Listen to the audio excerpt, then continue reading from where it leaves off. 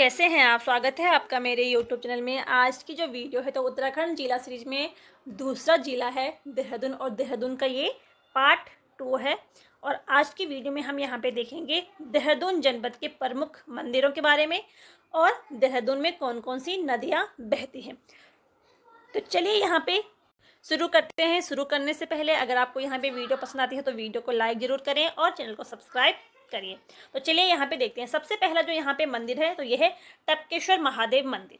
यह मंदिर एक गुफा में स्थित है और यहाँ पे जल की जो बूंद होते हैं वो बूंद बूंद करके टपकता रहता है, तो इसीलिए ये मंदिर प्रसिद्ध है और इसीलिए इसका नाम टपकेश्वर महादेव मंदिर है।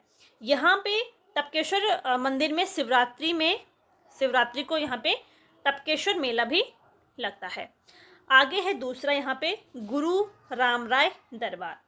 तो यह सिखों के गुरु राम राय 1676 में ये देहरादून आए थे। गढ़वाल नरेश फतेहपति शाह ने इन्हें 3 गांव दान दिए थे। तो जो गुरु राम राय थे ये फतेह शाह के शासनकाल में ही आए थे और इसीलिए यहाँ पे गढ़वाल नरेश फतेहपति शाह ने इन्हें 3 गांव दान में दिए थे। इसके बाद 1699 में गुरु राम राय ने देहरादून के धम्मूवाल में गुरु राम राय दरबार, या जिसे झंडा दरबार के नाम से जाना जाता है, इसकी स्थापना की थी।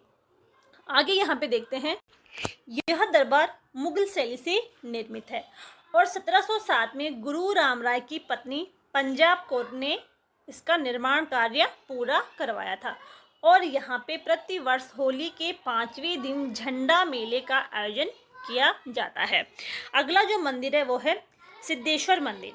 तो ये मंदिर भी देहरादून में है। यह मंदिर केदारपुर में घंटा घर से 5 किलोमीटर दूर मोथरोवाला रोड पर ये स्थित है।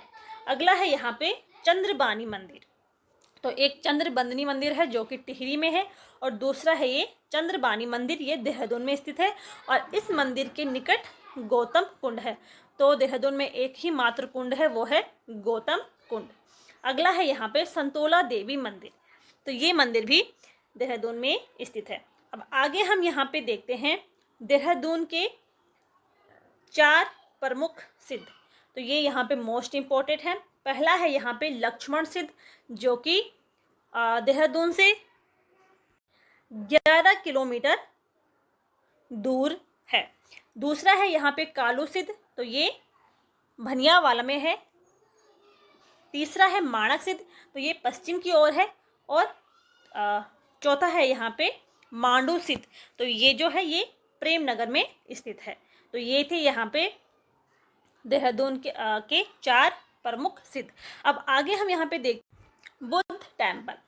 तो जो बुद्ध टेम्पल है ये देहरादून के क्लेमन टाउन में ये स्थित है। इसका निर्माण होता है 1665 में।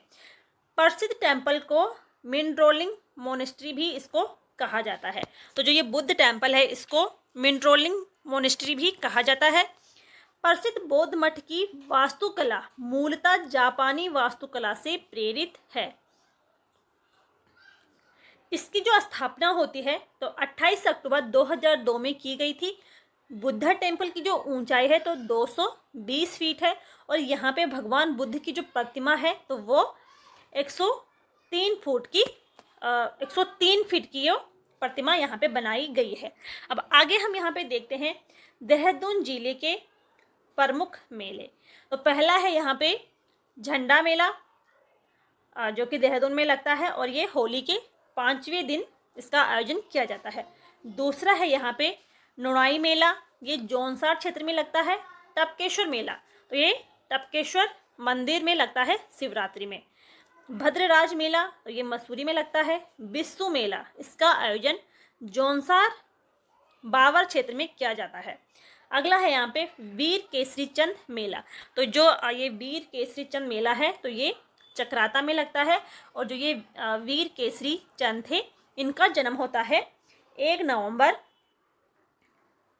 1945 को इनका जन्म होता है और ये आज़ाद हिंद फौज के सिपाही थे। ठीक है, आज़ाद हिंद फौज के ये सिपाही थे और 3 मई 1945 को इनका निधन हो जाता है। सॉरी, मैंने यहाँ पे मिस्टेक कर दिया है। इनका जन्म होता है 1 नवंबर 1920 को इनका जन्म होता है और 3 मई 1945 को ये शहीद हो जाते हैं। और वीर केसरी चंद आज़ाद हिंद फौज के ये सिपाही थे और ये मेला चक्राता में लगता है। अब आगे हम यहाँ पे देखते हैं देहरादून जनपद नदी तंत्र, यानी कि देहरादून में कौन कौन सी नदियाँ बहती हैं। तो पहली है यहाँ पे टोंस नदी। टोंस नदी व यमुना नदी का संगम होता है देहरादून में कालसी के निकट। ठीक है, कालसी के निकट टोंस नदी और यमुना नदी का संगम होता है। टोंस नदी पर प्रमुख जो परियोजनाएं हैं, यानी कि देहरादून में कौन कौन सी प्रमुख परियोजनाएं हैं टोंस नदी पर, तो किशाऊ बांध परियोजना, छिबरो बांध परियोजना और इचारी बांध परियोजना, ये जो तीनों परियोजनाएं हैं ये टोंस नदी पर बनी हुई है। आगे हम पे देखते हैं दूसरी जो है वो है यमुना नदी। तो यमुना नदी देहरादून के लाखा मंडल में प्रवेश करती हैं और देहरादून के कालसी में ये अमलावा नदी के साथ यमुना नदी का संगम हो जाता है। कालसी के आगे कुछ ही दूरी पर टोंस नदी यमुना से संगम करती है और जो यमुना नदी है इस पर एक डाक पत्र बैराज भी है। ठीक है, तो डाक पत्र बैराज से यमुना नदी से एक नहर निकलती है जिसे शक्ति नहर भी कहते हैं। तो कुछ इस प्रकार से, जैसे यहाँ से यमुना नदी आती है तो यहाँ पे डाक पत्थर बैराज है और यहीं से एक नहर है जिसे शक्ति नहर के नाम से जाना जाता है और इसी शक्ति नहर पर कुछ परियोजनाएं भी स्थित हैं। तो वो है ढकरानी बांध परियोजना, ढालीपुर बांध परियोजना, आसन बैराज और कुल्हाल बांध परियोजना। तो ये जो परियोजनाएं हैं ये शक्ति नहर पर स्थित है। अब आगे यहाँ पे देखते हैं यमुना नदी पर कुछ परियोजनाएं हैं। तो वो है यहाँ पे व्यासी जल विद्युत परियोजना, खोदर परियोजना और लखवाड़ बांध परियोजना। तो ये तीनों परियोजनाएं जो हैं वो यमुना नदी पर स्थित है। आगे यहाँ पे देखते हैं आसन नदी। तो आसन का जो उद्गम होता है आसारोड़ी देहरा मार्ग से होता है, संगम होता है रामपुर मंडी देहरादून के पास और शक्ति नहर यानी यमुना नदी में ये मिल जाती है। ठीक है, तो शक्ति नहर यानी कि यमुना नदी में ये मिल जाती है। दूसरी है यहाँ पे रिस्पना नदी। तो इसका जो मूल नाम था ऋषिपर्णा नदी और दूसरी नदी है सोंग नदी। तो ये थे यहाँ पे देहरादून जनपद के कुछ प्रमुख नदियाँ। अब आगे यहाँ पे देखते हैं देहरादून में स्थित जलप्रपात। तो पहला है यहाँ पे टाइगर फॉल जलप्रपात, ये चक्राता में स्थित है। किमोना फॉल जलप्रपात, ये भी चक्राता में स्थित है। तीसरा है यहाँ पे सहस्त्र धारा जलप्रपात। तो ये यहाँ पे मोस्ट इम्पोर्टेंट है। ये जो प्रपात है ये वाल्दी नदी के तट पर स्थित है और इसमें गंधक युक्त जल पाया जाता है। हार्डी जलप्रपात ये भी मसूरी में है। भट्टा जलप्रपात ये भी मसूरी में है। मासी जलप्रपात ये भी मसूरी में है और शिखर फॉल, ठीक है, तो ये देहरादून में स्थित है। तो ये थे देहरादून जनपद के प्रमुख जलप्रपात। टाइगर फॉल जलप्रपात, किमोना फॉल जलप्रपात, सहस्त्रधारा जलप्रपात, हार्डी जलप्रपात, भट्टा जलप्रपात, मासी जलप्रपात और शिखर फॉल। तो ये जो सारे के सारे थे ये थे देहरादून के प्रमुख जलप्रपात। उम्मीद है कि आपको यहाँ पे वीडियो पसंद आई होगी। पसंद आई हो तो लाइक करें, शेयर करें और चैनल को सब्सक्राइब ज़रूर करें। अगली वीडियो में हम यहाँ पे देखेंगे देहरादून जनपद के प्रमुख संस्थान। तो मिलते हैं अगली वीडियो में, तब तक के लिए थैंक यू।